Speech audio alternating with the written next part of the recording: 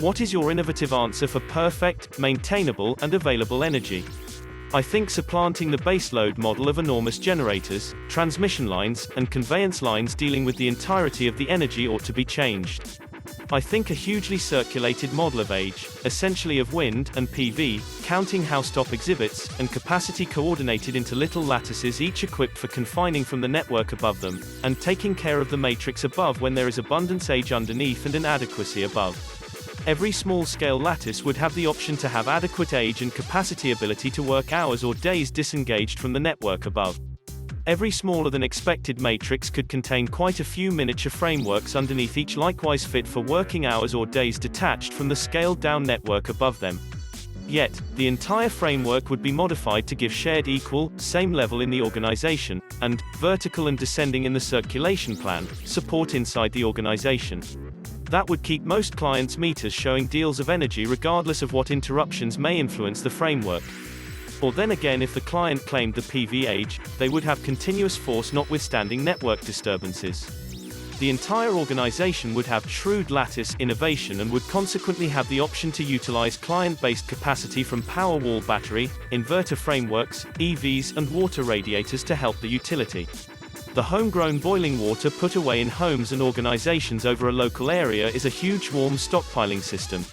By controlling the water temperature from the matrix, the radiators could be killed when the age is insufficient, and the warmers could turn on when the age is extreme.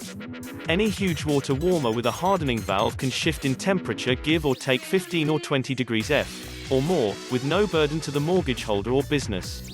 The tanks could be larger than usual, and worked a lot nearer to the edge of boiling over, with generally excellent protection. However long the base and most extreme temperature limits are overseen at the tank. The network could utilize the tanks in an entire local area to settle voltage and recurrence at an exceptionally little granular area level. It would be far less expensive than topping age or batteries. That doesn't imply that cresting age and batteries would not be incorporated, notwithstanding, only not so much. Water radiators are modest and effortlessly controlled. At first, existing warmers could be adjusted with a keen regulator and utilized. Later, utility motivations for bigger tanks given when old tanks terminate. The controls would be indistinguishable and modest. What might occur if the world approached free maintainable energy? Numerous things. Yet, from my viewpoint, one of the primary ones that ought to occur is to attempt to remove CO2 out of the air and seas in large volumes, by changing over it into fuel for instance and siphoning it back into the ground and leaving it there. Why so? At present huge exertion is made in expanding energy proficiency and creating framework that produces environmentally friendly power. No inquiry concerning how crucial this is.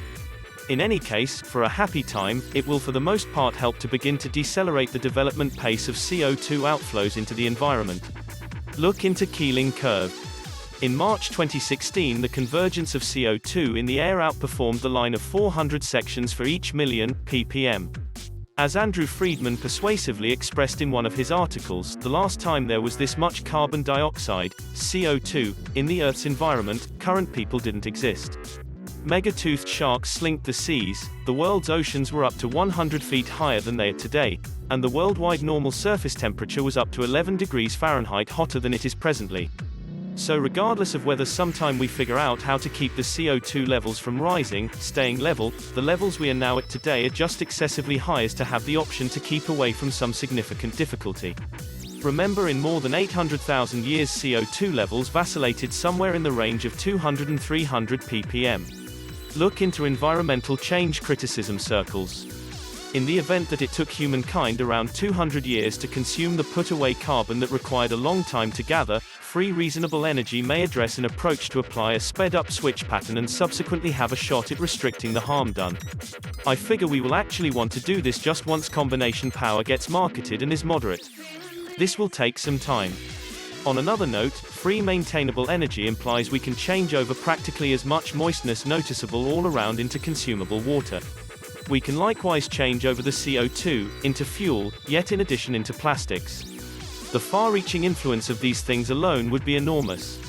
Is solar energy 100% clean energy? Is there another elective energy 100% clean? All precisely classed renewables are now clean energy, which means to work them causes no ecological damage of any sort. The proviso to this is the wellspring of implanted energy during their creation. In the event that they are worked with messy power or use materials mined by means of filthy cycles or shipped through grimy energized vehicles, at that point those cycles would cause a measure of natural damage before the renewables in any event being utilized. This mischief could be in harming the climate, contaminating it, undesirable adjustments of how it works or spending an asset. At the point when individuals get some information about 100% cleanness, they are by and large alluding to the incorporation of all related installed measures notwithstanding, insofar as messy energy exists someplace close to the whole chain of working to utilizing to decommissioning, it can't be named 100% clean. Picture if it's publicized as perfect and somebody drives a vehicle to visit it, they're utilizing petroleum derivatives to drive. And surprisingly, the activity of some sustainable frameworks like battery-worked vehicles may utilize messy power to re-energize them. To achieve completely 100% clean energy in the neighborhood setting, excluding the butterfly impacts, everything necessary is to tidy up the inserted measures. For some of them, like aloof sunlight-based warming, no extra grimy cycles need cleaning on the grounds that their lone implanted interaction was to plan the windows, overhangs and additionally warm warmth-holding floor contrastingly while utilizing the same materials. For others like EV auto charging, the matrix power is being cleaned as a different undertaking by others, so just holding up is required. For other people yet, things like mining, refining minerals, transportation, metalworking and introducing wood should be cleaned. These different undertakings are being cleaned, or possibly intended to be, however it's for the most part accepted they have little any expectation of achieving that. Thus, to respond to the inquiry the most precisely, uninvolved sun-oriented is the final straggler yet, and the first to get its implanted cycles cleaned will probably be concentrated solar power, CSP, in light of the fact that all it utilizes is somewhat insignificant measures of steel, glass, aluminum and cement for the huge amounts of force it produces. Also, on the grounds that each of these would already be able to be either power-controlled, by the recently constructed plant, or straightforwardly fueled by concentrated daylight, think sun-based foundry. How might we improve the admittance to inexhaustible and supportable energy? Major environmentally friendly power sources: sunlight-based, hydro, wind. Factors. Hydro relies upon capacity to assemble a hydro power station across riverside. We can't fabricate a dam anyplace along a stream. Asset to fabricate a monstrous hydro power station. Wind. Places with high wind current. Privately owned businesses prepared to arrangement windmills and sell power at rate equivalent or not exactly other force sources. Wind probably won't blow in throughout the months of a year, or occasional breezes which are sufficient to turn the cutting edges required. Sunlight-based. Accessibility of land. Should pass achievability test here, can't be utilized to control anything on night, so typically sun-based force is generally used by ventures running daytime. Picking where the sunlight-based illumination is impressively high is vital. The components decide the accessibility of sustainable power are. Saddling. Tackling sun-oriented and wind energy is certainly not a simple occupation, despite the fact that we have a plentiful breeze and sun-based energy. For instance, take sea, the absolute wave energy on all seas joined is assessed to be 11,402 every year. Be that as it may, is it conceivable to extricate energy from all tides? Putting away of sun-based energy for the night use and wind energy on non-blustery seasons is preposterous. These variables force us to depend on other ordinary energies. Improving the above elements will make us more admittance to sustainable, however you additionally need to consider financial components in certain nations. Related questions. 1. What are the most manageable wellsprings of environmentally friendly power that we can hope to depend on later on? 2. How might environmentally friendly power be monetarily feasible over the long haul? What are the most maintainable wellsprings of environmentally friendly power that we can hope to depend on later on? I guess it depends. Right now, as per the AIA, wind is the least expensive feasible energy, 10 cents per kilowatt per hour, except if it is seaward, 24 cents per kilowatt per hour. Atomic is 11 cents per kilowatt per hour, and sun-oriented is still very costly, 21 cents to 31 cents. As a correlation, flammable gas is 5 cents. However, the expense of renewables is falling as innovation creates. Wind can be flighty, yet the force increments with the 3D shape of the breeze speed, so extremely breezy regions can see turbines create around 7 megawatts. Sunlight-based has a serious tiny limit factor yet is expanding. In addition to the expense of sun-based cells, at first idea to be costly, will presumably wind up being immaterial. Over a square mile, sun-based creates over a gigawatt of power at top, same as a huge coal plant. Be that as it may, daylight doesn't generally hit at an ideal 90-degree point, it is angled, and doesn't exist at all around evening time. I don't think a lot about atomic other than it is modest to run and keep up. It has an unbelievably high limit factor, 90%, and can produce gigantic sums of power.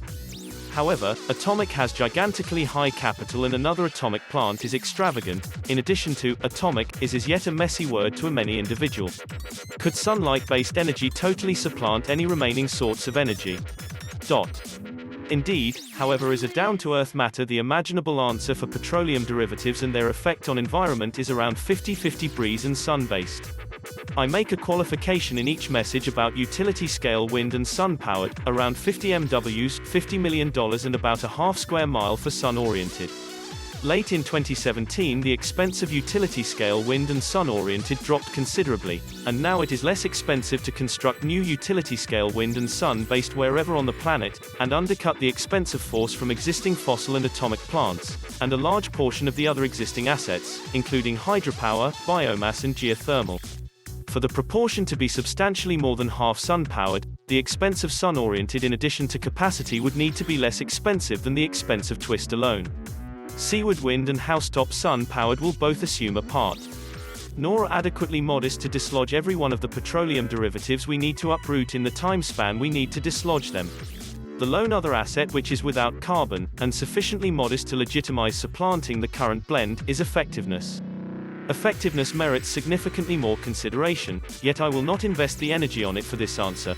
But to say that US effectiveness programs cost $8 billion every year as of late, and save about $30 billion every year, just the impacts are total over a normal of around 12 years, and this implies that the yearly investment funds are nearer to $40 to $60 billion every year, and they could be multiplied very quickly on the off chance that we quit fooling around with doing things reasonably.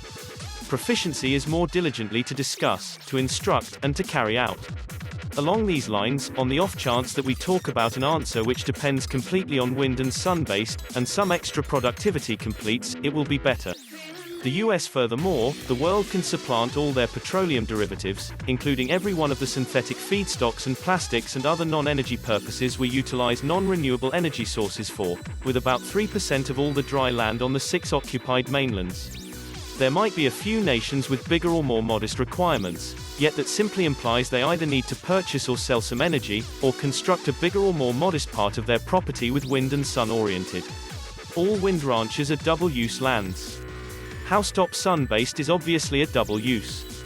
Sun-powered ranches are as yet exploring different avenues regarding double-use plans.